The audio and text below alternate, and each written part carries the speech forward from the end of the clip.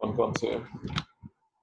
How wind is an environmental factor for plant growth? 2 दफा आया sir. 2 दफा एक ही सवाल? जी सर, शॉर्ट है। चलें, एज शॉर्ट पूछ लिया उसने बहुत। चलें, हाँ ठीक है। और इसके अलावा और कोई चीज़, कोई और क्वेश्चन? और यहाँ सिलेबस की वर्डिंग जरा देखिए, वर्डिंग देखनी पड़ेगी। सिलेबस की वर्डिंग क्या है जो विंड के हवाले से? Wind as an ecological factor and its importance. Importance, इसने बस उसकी इकोल फैक्टर और उसकी इम्पोर्टेंस ये पूछा हुआ है। तो चलिए इस तरफ हम आते हैं, चलते हैं, देखते हैं कि ये विंड क्या होती है। आप में से कितने लोग हैं जो पहले से विंड से वाकिफ हैं? क्या आप बता सकते हैं विंड, एयर और विंड में क्या फर्क होता है? What is air, what is wind? General logical question है। क्या आप इस काबिल हैं? बशर्ते कि वो वैल्यू कैच को जब मैं सवाल पूछता हूँ तो शर्त होती है कि उसको किताब से देख के या गूगल से देख के नहीं बताना। मालूम है तो बताना है, नहीं मालूम है तो फिर नहीं सर बताना। Air in moving air sir wind कहलाती है और एयर का नहीं पता सर। चलें, आपका जो मेन क्वेश्चन था, चलो आपने विंड का जवाब तो दे दिया है, ठीक है। किसी को एयर के बारे में पता हो? Sir air mixture of gases होता है। Air is mixture of gases. अगर हम एक गुब्बारे में हवा भर लें तो उसको हम क्या कहेंगे? एयर ही कहेंगे, कुछ और भी कह सकते हैं।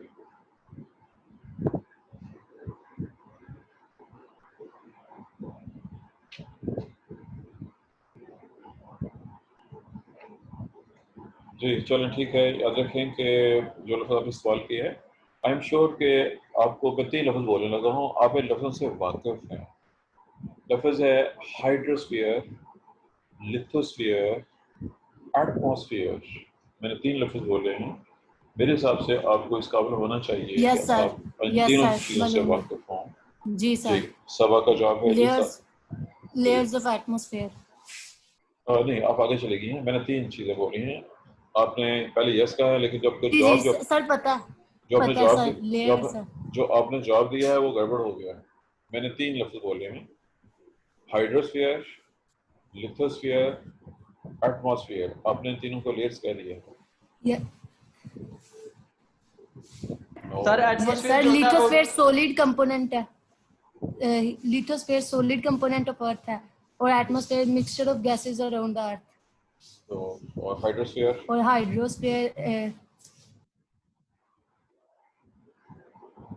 Hydrosphere total amount of water in ocean, sea and sir total amount of water on this planet. जी, इस प्लैनेट के ऊपर पानी किसी भी शक्ल में हो, ओशन और सी दोनों एक ही चीज़ होती हैं, समंदर जिनमें पानी है। उसके अलावा फ्रेश वाटर लेक्स और रिवर्स हैं 2। इसके अलावा साल्ट लेक्स होती हैं 3, पॉन्ड्स एंड पॉन्ड्समेंट हैं 4, पोलर आइस कैप्स हैं 5। ये 5 जगहों पे जो पानी मौजूद है, जो कि लिक्विड या सॉल्ट फॉर्म के अंदर, दोनों फॉर्म में, वो पार्ट ऑफ हाइड्रोस्फीयर है। जबकि एटमॉस्फेयर के अंदर भी पानी मौजूद होता है जो कि वेपर्स की फॉर्म में होता है, यानी गैस की फॉर्म में होता है। पहले ये तारफ आपके सामने उन चीज़ों को करा दिया। अच्छा, अब मैं अगले लफ्ज़ों की तरफ जा रहा हूँ। ये लफ्ज़ आपके लिए नए होंगे, आई एम नॉट श्योर कि आप इनसे वाकिफ़ हैं कि नहीं। मैं कुछ लफ्ज़ बोल रहा हूँ, कितने लोग हैं जिनसे वाकिफ़ हैं? Troposphere, stratosphere, ionosphere, chemosphere, exosphere. पता सर, पता है ये भी सर। ये एटमॉस्फेयर की मुख्तलिफ लेयर्स हैं। ये एटमॉस्फेयर की लेयर्स हैं। चलिए ठीक है जी। ताहर ने ज़्यादा वाज़ेह तौर पर उसका जवाब पहले से दिया आपसे, सवाल के बारे में ताहर ने पहले जवाब दिया है। चलें, बहरहाल ठीक है जी।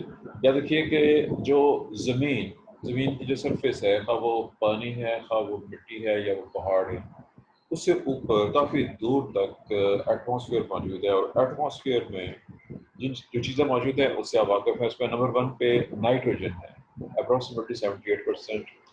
नंबर 2 पे ऑक्सीजन है, अप्रॉक्सीमेटली 21%। 0.035% के करीब इसमें CO2 है। इसके अलावा इसमें ऑर्गन 0.9% की रेंज में है। Plus water vapours variable. Water vapour चूँकि वेरिएबल है, ये टॉपिक हमारे इसमें शामिल नहीं था, ना थ्योरी के लिहाज से ना प्रैक्टिकल के लिहाज से, लेकिन बहुत इंटरेस्टिंग टॉपिक है। ह्यूमिडिटी और रिलेटिव ह्यूमिडिटी वाला टॉपिक जो है, और प्लस अदर गैसेस जो कि कम मिकदार में मौजूद है, ये सब कंपोजिशन। अब एटमॉस्फेयर जिस चीज़ से बनी हुई ज़ाहिर है वो एयर कहलाती है, जिसकी कंपोजिशन का जिक्र हो चुका है। जब एयर मूव कर रही होती है तो उसको विंड कहते हैं। आम हालत, बल्कि आप एक कमरे में बैठे हुए हैं, दरवाज़ा बंद है, हवा मौजूद है, वहाँ पे हवा स्पेसिफिकली मूव नहीं कर रही क्योंकि चूँकि कमरा बंद है चारों साइड से, तो हवा की कोई खास स्पेसिफिक मूवमेंट नहीं है। मूवमेंट ना होने के बावजूद भी एयर के जो मॉलिक्यूल्स हैं उसके अंदर मुख्तलिफ चीज़ें हैं वो खुद मूव कर रहे हैं। आई एम श्योर कि आप लोगों ने इसके हवाले से कुछ ना कुछ पढ़ी हुई होंगी। टिंडाल कोन या टिंडाल इफेक्ट याद है, भूल चुका है, ये आप लोग बताएंगे। ये अपनी टॉपिक पढ़ा हुआ है, इसने पढ़ा हुआ कहीं पे टिंडाल कोन या टिंडाल इफेक्ट? केमिस्ट्री का टॉपिक है और आप केमिस्ट बन रहे हैं। दोबारा बता दे क्या पूछा है? What is Tyndall cone or what is Tyndall effect?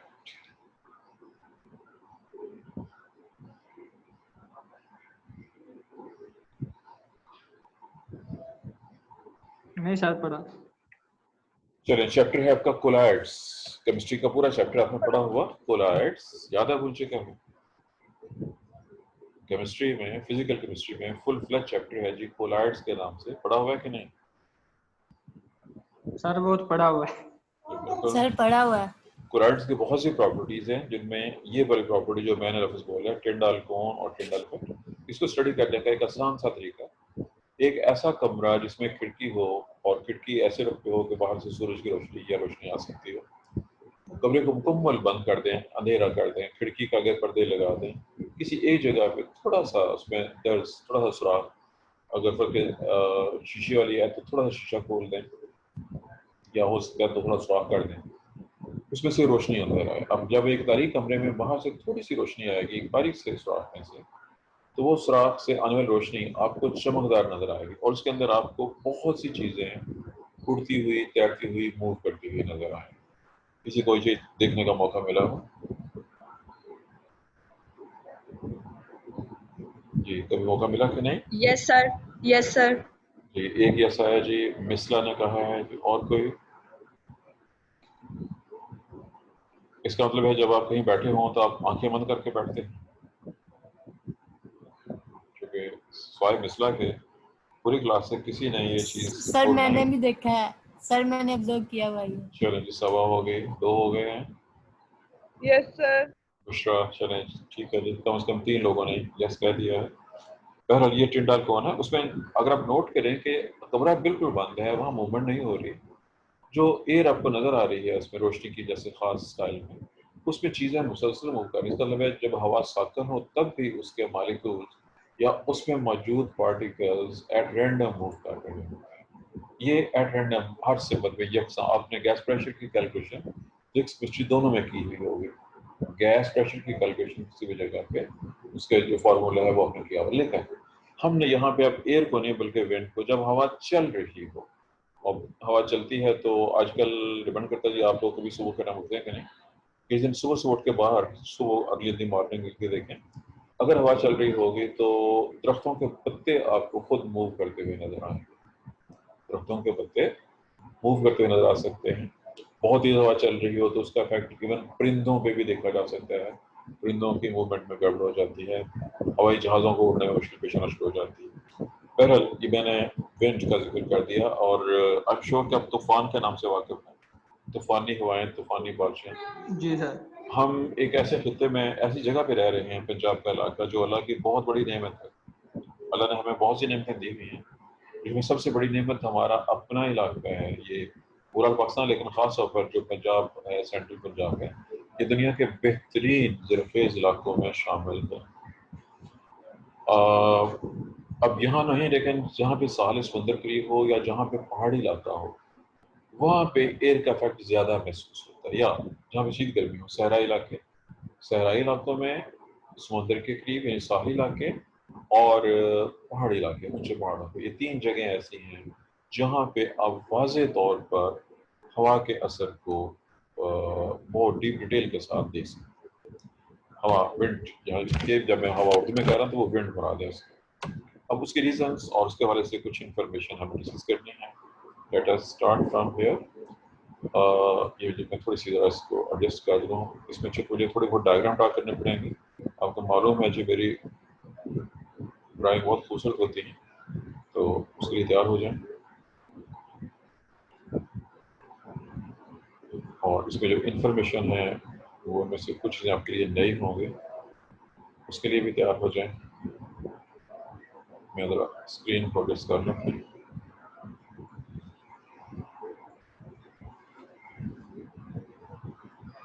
चलें ये तो एडजस्ट हो गया जी, बस जस्ट इवेंट जी।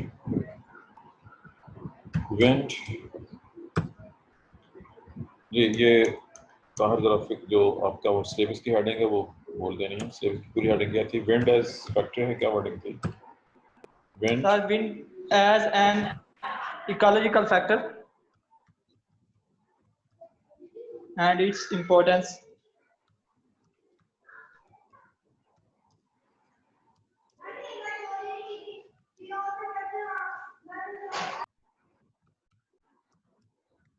ये जी हेडिंग लिखा गया, और इस हेडिंग को लिखने के बाद अब मैं आने लगा हूँ कुछ डायग्राम्स में ड्रा की देता हूँ ताकि वो सब चीज़ें क्लियर हो जाएं, जिनसे आप इस हद तक भी बात करें। यह है जी ज़मीन। ज़मीन में मैं जस्ट मैप की शक्ल में दिखा देता हूँ उसके। ये जस्ट मैप है जी, रफ स्केच है। ये वो शो करने के लिए है जो कुछ हम स्टडी करना चाह रहे हैं। This is L for lithosphere, this is H for hydrosphere, और इसके बाहर काफ़ी दूर तक ये डॉट लाइन में जो है this is A for atmosphere, this is A for atmosphere. ये हर जगह पे मौजूद है ज़मीन के लिए। ये खुद अर्थ है सारी की सारी, जिसको हम देखते हैं। मैंने पानी को अलग शो कर दिया और बाकी लिथोस्फीयर जो है वो यहाँ से यहाँ तक लिथोस्फीयर। एटमॉस्फेयर उसकी जो लेयर्स के नेम है वो चूँकि अब फिलहाल जरूरत है हमें। ट्रोपोस्फीयर, T फॉर ट्रोपोस्फीयर है। ऐसे ही कीमोस्फीयर, आयनोस्फीयर, स्ट्रेटोस्फीयर, इन नामों से आप पहले से वाकिफ हैं कुछ हद तक, एंड ऑनवर्ड। ये एटमॉस्फेयर। अब ये मैं दो जगह, एक है जो पहाड़ी इलाका खास तौर पर, और दूसरा है ये समुद्र का सहारा। दिस इज सी ओशन एक ही चीज़ होती है बेसिकली, नामों में फर्क है या डेफिनेशन में है फर्क, लेकिन प्रैक्टिकली आप देखिए माउंटेन में ऊंचे पहाड़ी इलाकों में हवा ज़्यादा होती है, साहल पे हवा ज़्यादा होती है। साहल पे जो हवा है, मैं यहाँ पे एरो शो कर रहा हूँ, आप इन नामों से वाकिफ हैं पहले से। आई एम श्योर कि आप लोगों ने सी ब्रीज और लैंड ब्रीज ये लफ्ज़ सुने हुए हैं, पढ़े हुए हैं। याद है, नहीं याद है? सर नसीब में बर्री नसीब में बहरी तो नहीं सर। बिल्कुल वही है। मैंने इंग्लिश में बोला है, आपने उर्दू में उसका तमाम बता दिया। या देखिए कि हर रोज़ ये एरो मैंने लगाए थे, एरो अच्छे नहीं लगेगी, ये लंबा कर देते हैं। ये एरो समंदर से हवा ज़मीन की तरफ और ज़मीन से हवा समंदर की तरफ, लेकिन इसका फ़र्क होता है। नोट कीजिए, जब दिन का वक्त सूरज निकला हुआ है, जब सूरज निकलेगा सूरज की हीट ज़मीन पे पड़ेगी। आपने कहीं पढ़ा होगा कि ज़मीन मिट्टी रेत वगैरह की जो स्पेसिफिक हीट होती है वो बहुत कम है पानी के मुकाबले में, पानी की ज़्यादा है। यहाँ से हवा गर्म होकर ऊपर उठेगी, चुनाचे समुंदर से हवा, दिन के वक्त हवा समुंदर से ज़मीन की तरफ आती है, रात को इसका उल्टा हो जाता है, ज़मीन जल्दी ठंडी हो जाती है और समुंदर जल्दी ठंडा नहीं होता है। अब यहाँ पे गर्मी है, यहाँ पे मौसम बेहतर था, यहाँ से हवा शाम के वक्त चलना शुरू, ये सारी रात हवा इधर गुजरती है। ये तो हो गया जो डेली बेस पे है। ये तस्वीर मैंने किया है, ये डेली बेसिस पे है, जबकि बाज़ औक़ात सीजन बेस भी होता है। गर्मी के मौसम में ओवरऑल हवा जो है समुंदर से ज़मीन की तरफ आएगी, और सर्दी के मौसम में ओवरऑल मजमूई तौर पर ज़्यादा हवा ज़मीन से समुंदर की तरफ जाएगी। बहरहाल ये मैंने उस मूवमेंट का जिक्र कर दिया। ख़ास तौर पर तरीके का समुद्र के साहल से कमो बेश 50-60 किलोमीटर तक इसका असर महसूस किया जा सकता है। मैंने कमो बेश 50-60 किलोमीटर कहा, उसकी वजह ये है कि कुछ जगहों पे इससे कम और कुछ जगहों पे इससे ज़्यादा भी असर हो सकता है। उसकी मुझे एक्सप्लेन करना पड़ेगा, वजाहत करनी पड़ेगी। अगर तो मैदानी इलाका हो तो इसका हवा का असर ज़्यादा दूर तक होता है। अगर ज़्यादा मैदानी इलाका हो, प्लेन हो बिल्कुल, तो हवा का असर 100 किलोमीटर तक भी जाएगा इसका। लेकिन अगर दरमियान में पहाड़ी इलाका हो, रुकावट, मिसाल को यहाँ पे टीले वगैरह हैं ऊंचे, नीम किसी भी किस्म के, तो इसका इफेक्ट कम हो जाएगा। याद रखिएगा कि बहुत से फैक्टर्स हैं जो हवाओं को मुतासर करते हैं। मैं बहरहाल चंद का जिक्र मैं कर सकता हूँ, चूँकि हम इतनी डिटेल में नहीं जाना चाहते, चूँकि ये बहुत दूर तक बात चली जाएगी आगे इसमें। पहले मैंने हवा के लिहाज से यहाँ जिक्र कर दिया। ये ऊंचे पहाड़ी इलाके हैं। अगर आपको कभी मौका मिले किसी भी ऊंचे पहाड़ पे चढ़ने का, ये किसी को मौका मिला हो, कोई किसी ऊंचे पहाड़ पे चढ़ा हो, एनीवन?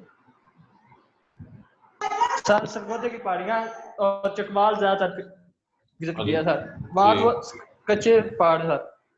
जो भी है वहाँ पे अगर आप ऊंचाई तक पहुंचे हो तो अब तक तो आपने कोई फर्क महसूस किया, कोई चेंज महसूस की? सर ऊपर जाके सांस लेने में थोड़ी सी दुश्वारी आती है, वहाँ काम सर ये नहीं है। उसमें दो चीज़ें हैं। चूँकि आपने जो चीज़ नोट की है वो स्पेस पे है। हम लोग जो मैदानी इलाकों में रहते हैं, हमारे लिए जब हम पहाड़ पे चढ़ते हैं तो हमें फौरी तौर पे सांस चढ़ना शुरू हो जाता है, सांस चढ़ जाता है। वजह यह है कि हम आदी नहीं हैं मुशक्क़त के, हम सोल पसंद हो चुके हुए हैं, इस वजह से ऐसा होता है। जो लोग उन इलाकों में रहने वाले हैं, जैसे मरी के आसपास के इलाके हैं जहाँ पे जो लोग वहाँ मुश्किल बशद हैं, उनकी बात कर रहा हूँ, वो सुबह नीचे वैली से ऊपर पहाड़ तक चले जाते हैं और ऊपर से नीचे तक वो चंद घंटे के अंदर अंदर वो पूरे का पूरा इलाका जो है ऊपर से नीचे ट्रेवल कर लेते हैं। जबकि हमारा आम बंदा जो है वहाँ पे वो आधा घंटा घंटा चल के जाता है, जी बस होगी। वो अदर रीजन है उसके। बहरहाल जो चीज़ नोट करने वाली थी, इसके अलावा हट के अगर आप किसी ये चूँकि जिन पहाड़ों का आपने नाम लिया कम ऊंचे हैं, जब आप वाकई किसी ऊंचे पहाड़ में हो तो आपको खुद महसूस होगा वहाँ पे हवा ज़्यादा चलती है, हवा ज़्यादा महसूस होती है। अगर किसी इलाके में हमेशा किसी खास सिमत में हवा चलती हो, उसका दरख्तों में बड़ा खास असर होता है। मैं एक तस्वीर बना रहा हूँ, आपने इस दरख्त को देखना है और बताना है कि इस दरख्त में आपको कोई खास फर्क या कोई खास चीज़ नजर आई कि नहीं नजर आई। ये दरख्त है जी, और आपने बताना है इसमें कोई खास चीज़ आपको नजर आ रही है कि नहीं नजर आ रही जी। It is a tree. क्या इसमें आप कुछ महसूस कर रहे हैं? क्या हो गया है इसको? क्या हो गया? चलिए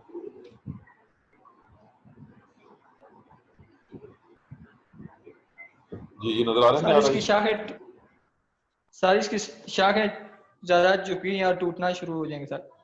चलें, कुछ कुछ आपकी बात दुरुस्त है, पूरी नहीं दुरुस्त है। मैं लफ्ज़ लिख रहा हूँ, it is flag.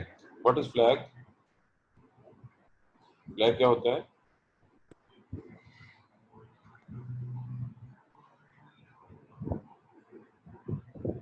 It is flag form tree. ये दरख्त जो है फ्लैग झंडे की शक्ल का हो गया। अगर हवा मुसलसल इधर से आएगी तो इस साइड पर ज़्यादा टहनियाँ डेवलप नहीं हो सकेंगी, हवा के दबाव की वजह से वो बहुत कम डेवलप होंगी और इस साइड पर सारी सारी ग्रोथ हो जाएगी, झंडे की शक्ल का दरख्त बन जाएगा। मैंने एक फैक्टर डिस्कस किया है, हवा का इफेक्ट।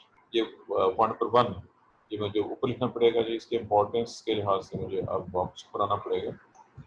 मैंने एक पॉइंट आपको डिस्कस किया है, जहाँ पे मुसलसल हवा चलती रहे एक खास डायरेक्शन में, वहाँ पर फ्लैग फॉर्म ट्रीज बनना शुरू हो जाते हैं, जिनमें सारी सारी शाखों का झुकाव एक साइड के ऊपर हो जाता है। फ्लैग किस वाला गलत हो गया? ये एक पॉइंट हमारा जो मैंने दिया है। अब याद रखिए, जब हवा चल रही है तो इसके बहुत से इफेक्ट्स हैं। एक इफेक्ट मैंने डिस्कस किया है, जिसकी तस्वीर आपके सामने मैंने बना दी है। मैं दूसरा फैक्ट डिस्कस करने लगा हूँ, तस्वीर नहीं बल्कि ये मैं नाम लिखूंगा, आप इस नाम से वाकिफ हैं, ट्रांसपायरेशन। आपने पढ़ा हुआ है लोअर क्लासेस में। क्या आप बता सकते हैं ट्रांसपायरेशन के ऊपर क्या फ़र्क होगा विंड में? विंड कैसे इफेक्ट करती है ट्रांसपायरेशन?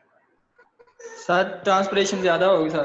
जी, जब हवा चलती है ट्रांसपायरेशन, क्योंकि ये जो चलती है हवा है, पौधों के पास पत्तों के दरमियान में जो हवा जमा थी, जिसमें ज़्यादा नमी थी, उसको ले जाएगी, ट्रांसपायरेशन ज़्यादा हो जाएगी। ट्रांसपायरेशन को ज़्यादा कर देना एक बहुत बड़ा मेजर फैक्टर है, और तेज़ हवा ट्रांसपायरेशन में इजाफे का बायस बनती है। दो अहम पॉइंट्स मैंने आपके सामने रख दिए, बता दिए, जो कि ये पौधों के ऊपर क्या करती है। तीसरा, अगर बहुत ही ज़्यादा तेज़ हवा हो फिर क्या होगा?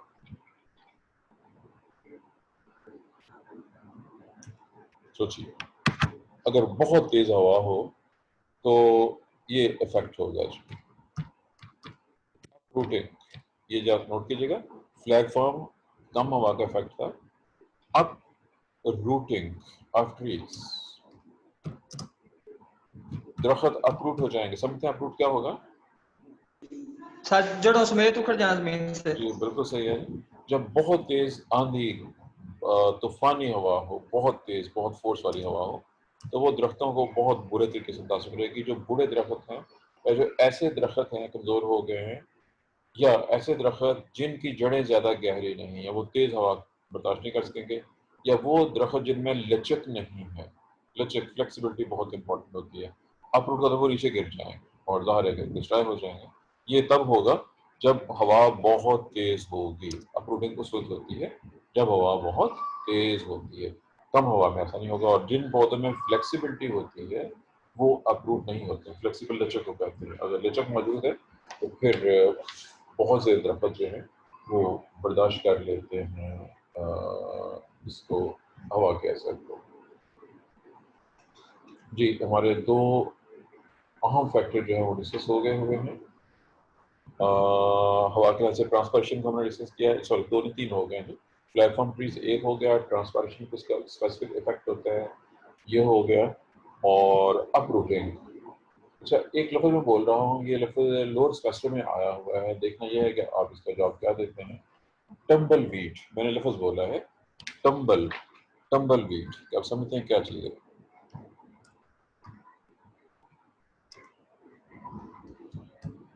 ये आपने पढ़ा हुआ है सेमेस्टर 2, सेमेस्टर 2 मैंने तो नहीं पढ़ाया था आपको, आपने खुद पढ़ा हुआ है। आप बताएंगे कि ये क्या था जी, और इसका हवा से क्या ताल्लुक है?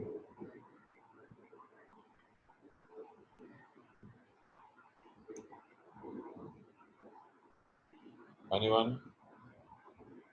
No answer?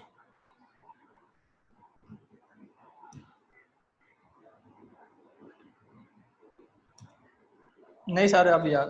चले, ये जड़ी बूटियां हैं, हमारे यहाँ बहुत से पौधे हैं। कार्थमस मिसाल के तौर पर नाम लिया है मैंने। जब ये पक जाता है पौधा, जब हवा चलती है तो ये रोल, ये मैं तस्वीर बना देता हूँ जिसकी यहाँ पे, ये सॉरी इससे नहीं बनाएंगे, ये वो जड़ी बूटी उगी है जमीन के ऊपर, ये पौधा उगा हुआ था। जब ये पक गया, मैच्योर हो गया, जब हवा चलती है तो ये खुद बहुत, इसकी रूट छोटी होती है, ये उखड़ जाता है और ज़मीन के ऊपर इस तरह से रोल होता हुआ, घूमता हुआ ज़मीन पे घूमता जाता है और आगे को चलता जाता है। जैसे जैसे ये आगे को जा रहा है हवा में, हवा के साथ साथ इसके बीज बिखरते जा रहे हैं। डिस्पर्सल ऑफ सीड्स, ये मैंने इसलिए पौधे का नाम लिखा यहाँ पे क्योंकि आपने टॉपिक पढ़ा हुआ है डिस्पर्शन या dispersal of fruits and seed. मैंने सबसे पहले टम्बलवीड का नाम लिया है और अब मैं जनरल इसी टॉपिक को आपके सामने बयान करने लगा हूँ, लिखने लगा हूँ। Dispersal of seeds and fruits, ये फुल फ्लेज चैप्टर था आपके सिलेबस में, ये आपने पढ़ा होगा है सेमेस्टर 2 में, याद है भूल चुका है, ये आपने पढ़ा है। मैं एक पौधे का नाम ले रहा हूँ, हमारे यहाँ कॉमन पौधा है, पंजाबी में श्री कहते हैं, उर्दू में सरस कहते हैं। इसकी चपटी फलियाँ होती हैं, जब हवा चलती है तो ये फलियाँ हवा में ऐसे घूमती हुई जा गिरती हैं। मैं एक और नाम ले रहा हूँ, ये नाम सुनते ही आपको याद आ जाएगा मैंने किसकी तरफ इशारा किया है। पंजाबी का नाम है जी माई पूंडी। कितने लोग समझते हैं माई पूंडी क्या होती है? बताएगा जी कोई? सर वो छोटे छोटे सफेद यानी कि उसके साथ बाल होते हैं, वो हमेशा उड़ रही होती है, दरम्यान में छोटा सा बीज होता है। ये मैंने सीन बना दिया इसकी। जी ताहर ने कॉमन सेंस से जवाब दे दिया है। इसके बारे में अब ज़रा बोटेनिकल सेंस से जवाब देना है विदाउट गूगल। ये मैंने सीन बना दिया जिसकी क्या चीज़ है ये, आपने इसको किस नाम से पढ़ा होगा? Any answer? No answer. Very much answers. Plumped seed. Plumped. ये टेक्निकल है ना? Plumped seed. Mypolis.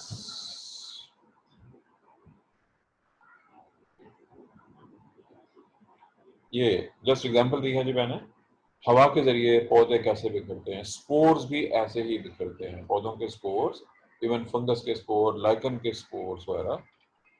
Dispersal of spores, मैं सिर्फ स्पोर्स लिख रहा हूँ, स्पोर्स, और इसके अलावा प्रोपेग्यूल्स, प्लांट्स के प्रोपेग्यूल्स, ये लफ्ज़ आपने पढ़े हुए हैं, सेमेस्टर 1 की बात चल रही है, प्रोपेग्यूल्स। ये सब चीज़ें आपने पढ़ी हुई हैं सेमेस्टर 1 में। ये सब चीज़ें हवा के ज़रिए बिखरती हैं और पौधों को डिस्ट्रीब्यूट करने में मदद करती हैं। अगर बहुत बड़ा कोई बैरियर हो तो चीज़ें उससे क्रॉस नहीं कर सकती। अगर दरमियान में बहुत बड़ा समंदर हो तो ज़ाहिर है पौधे और उनके बीच को क्रॉस नहीं कर सकेंगे। अगर बहुत ऊंचा पहाड़ हो फिर भी वो क्रॉस एक्सक्यूज मी नहीं। सर, जी सर इसका कोई पोलिनेशन में रोल है? हाँ जी बिल्कुल है, क्यों नहीं है। अभी तो हम स्टेप बाय स्टेप लेके चल रहे हैं। आपने रोल पूछा है तो मैं ये लिख देता हूँ जी, विंड पोलिनेशन। विंड पोलिनेशन ये फुल फ्लैट टॉपिक है ये भी। और ग्रासेस और बहुत से ऐसे प्लांट जिनके फूल या तो बहुत छोटे होते हैं, वो फूल जिनमें खुशबू नहीं होती, जिनमें नेक्टर नहीं होता, उनकी पोलिनेशन विंड के जरिए होती है। जिम्नोस्पर्म की पोलिनेशन भी विंड के जरिए होती है। जिन जिन पौधों के फूल बड़े होते हैं, खुशबू होती है, रंग होता है और नेक्टर होता है, उनकी पोलिनेशन इंसेक्ट के जरिए होती है, इंसेक्ट पोलिनेट। 1/3 स्पीशीज दुनिया में उन पौधों की हैं जो ये होते हैं विंड पोलिनेटेड। जी ये हो गया जी, कितना हो गया। चलिए मैं अगला लफ्ज़ लिख रहा हूँ, आप इस नाम से वाकिफ हैं, आप बताएंगे what is timber line. What is timber line. मुझे ज़मीन बनानी सर पड़ेगी। टिम्बर तो माती लकड़ी को कहते हैं, लाइन का नहीं पता। लाइन हाथ से लगा दें, वो लाइन बन जाएगी। ये ज़मीन है, ये इक्वेटर है, मैंने यहाँ पे एक लाइन लगा दी अपने हाथ से और इस लाइन को मैं कह रहा हूँ इट इज़ टिम्बर लाइन। ये पहाड़ है, मैं ज़रा ऊंचा पहाड़ बना रहा हूँ, ये मैंने एक ऊंचा पहाड़ बनाया और यहाँ पे मैंने एक लाइन लगा दी है और ये टिम्बर लाइन है। अब सोचें क्या हो। This is T L for timber line, ये भी टी एल। जो नॉलेज का क्वेश्चन था, चले दोबारा देखें। जब हम जैसे जैसे आगे जाते हैं, इक्वेटर से इधर को जा रहे हैं हम, आर्टिक लाइन क्रॉस करके जब आप आगे इसके करीब पहुंच जाते हैं, बल्कि इसके करीब जब पहुंचते हैं 60 से 66 की तरफ जाते हुए, यहाँ पे भी हवा तेज चलती है। जैसे जैसे हवा तेज चलेगी, दरख्तों की हाइट जैसे जैसे हवा तेज होती जाएगी, चेक कीजिए दरख्तों में क्या चेंज आ रही है। ये हम जिधर को जा रहे हैं, ये आपने खुद देखना है जी मैंने क्या बनाया। ये ऐसे जा रहे हैं, ये यहाँ पे इधर से शो कर रहा हूँ, इसको 0 पॉइंट कह रहे हैं, ये 0 है और इसको 60 कह रहे हैं। यहाँ पे जब इससे आगे जाएंगे तो ये जगह शुरू होगी, ये लाइन जहाँ पे इससे आगे दरख्त उगना बंद हो जाते हैं, वो जगह जिससे आगे दरख्त मिलना बंद हो जाए। यहाँ पे ऊंचे दरख्त हैं, आगे जाएंगे छोटे, इससे छोटे, इससे छोटे, यहाँ पे झाड़ियाँ मिलेंगी और इससे आगे जाएंगे तो दरख्त नहीं मिलेंगे। वो लाइन जिससे आगे आपको दरख्त मिलना, ये मैंने ज़मीन के लिहाज जिक्र किया, ये पहाड़ है, यहाँ पे बड़े दरख्त हैं, यहाँ से आप इधर को जा रहे हैं, यहाँ पे झाड़ियाँ हैं, इससे ऑनवर्ड आगे छोटे वाले पौधे शुरू हो जाए। वजह यह है कि तेज़ हवा पहाड़ी इलाकों में या इस इलाके में दरख्तों, ऊंचे दरख्तों को नहीं उगने देती, दरख्त छोटे होते जाएंगे। इसके लिए जो टेक्निकल लफ्ज़ है, टिम्बर लाइन से पहले, आप देखिए टिम्बर लाइन आने से पहले आपको दरख्त मिलेंगे, लेकिन छोटे दरख्त मिलेंगे। छोटे दरख्त क्या होते हैं जी, उर्दू में इंग्लिश में क्या कहेंगे छोटे दरख्तों को? लफ्ज़ पढ़ा हुआ आप लोगों ने, आपको सुन के याद आएगा, देख के याद आएगा।